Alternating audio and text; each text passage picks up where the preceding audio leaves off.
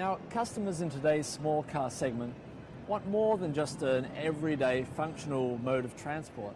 They want cars with style, with personality, with emotional appeal, and in fact design in this segment has become one of the main reasons for a purchase decision.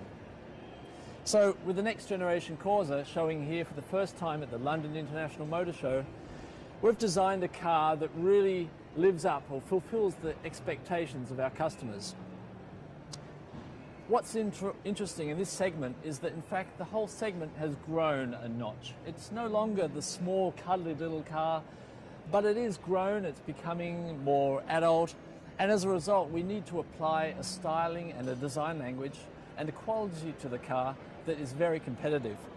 This is probably the most competitive market segment of any, and to be a winner in this segment you need to impress with compelling, expressive design.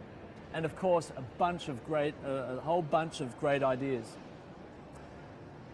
From a personality point of view, the Corsa attracts lots of female buyers, and so the car, from a front design, has to be very appealing and very approachable.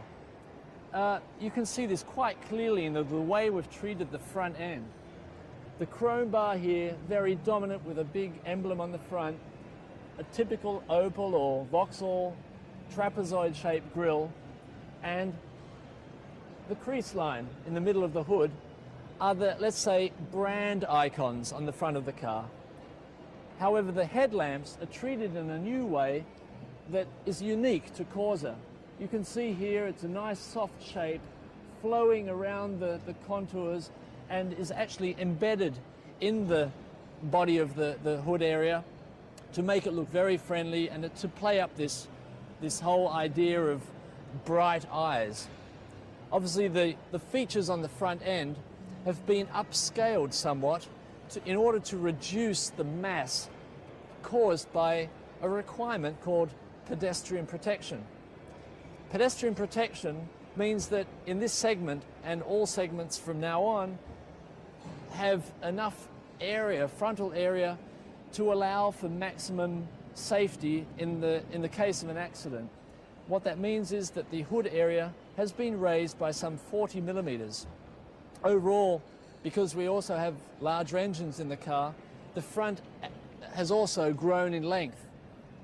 Now, in order to offset some of this extra mass and to avoid the car looking like an aardvark, we actually wrapped all these surfaces back so that you don't have any more corners on the car.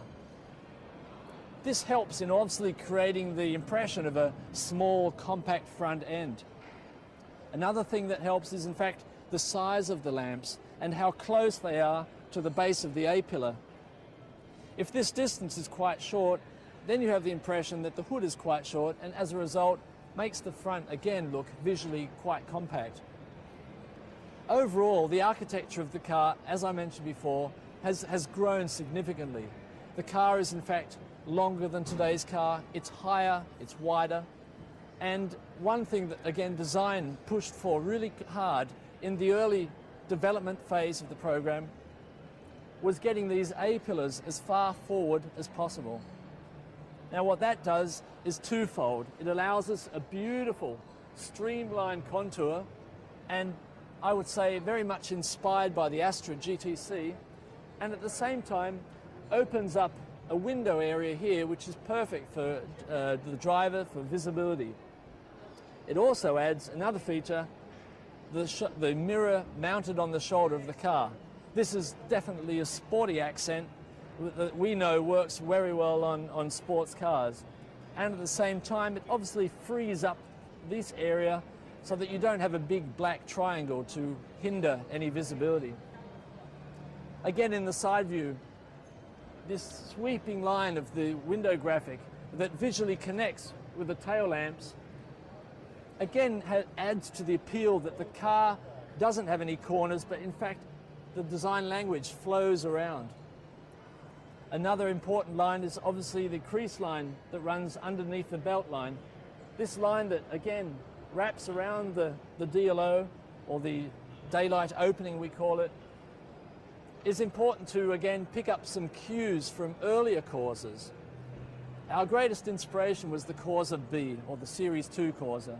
We learned a lot from that car. It was very successful at its time, and we really hope to live up to the expectations of that vehicle.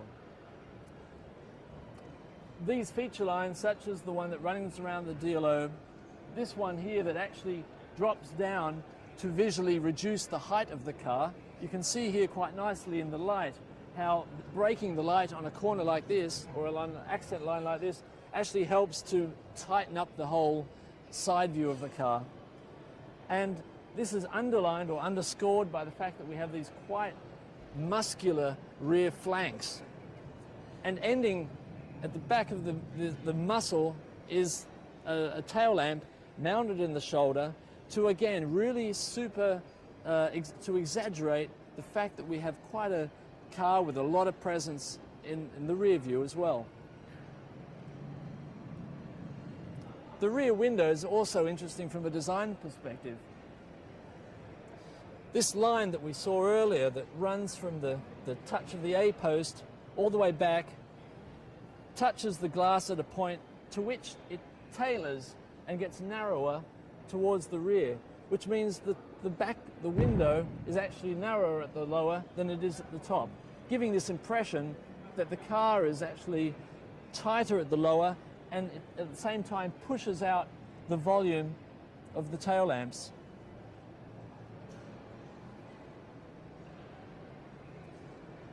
Interesting enough, design is more than just a few nice lines, nice shapes and contours. Design is also about practicality and versatility. As you know, versatility is one of our major brand characters, and to show it in a different way on a small car like this was definitely our main goal.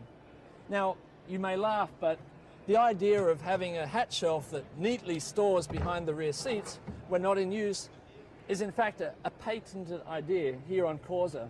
We've never before had such a simple solution on a car that we hope to sell many of. Another idea is a second load floor, and you can see on this particular version there's space here for a spare wheel or luggage when not needed. So we've thought a lot about the function of the rear, especially the luggage compartment, which is an everyday usable part of the car.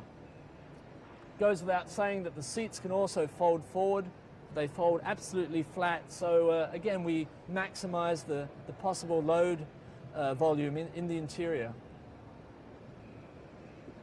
Another thing to mention as we're on the tail lamps is the fact that we have a night driving signature, we call it, where this part of the car lights up at night. You can see the globes inside. This creates a very individual look at nighttime, and the 5-door has a different graphic, a little bit more structured, obviously suiting the pragmatic nature of the 5-door vehicle. 3-door with this flame-like light is a little more emotional and sporty.